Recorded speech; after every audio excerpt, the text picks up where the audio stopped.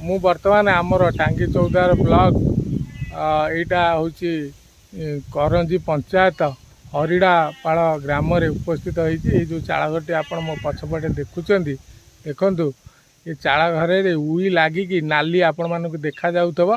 कि आपण माने देखुते जे चाड़ घर भी छाउनी करने को सी सक्षम नुहति तेणु एते दुर्विषह जीवन से बंचुंट तांकर आर्थिक अनाटन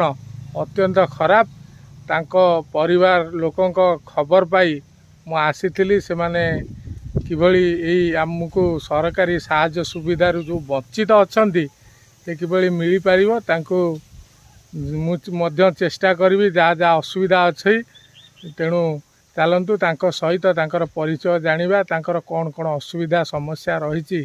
से विषय रे आमे प्रथमे तांको मुहरु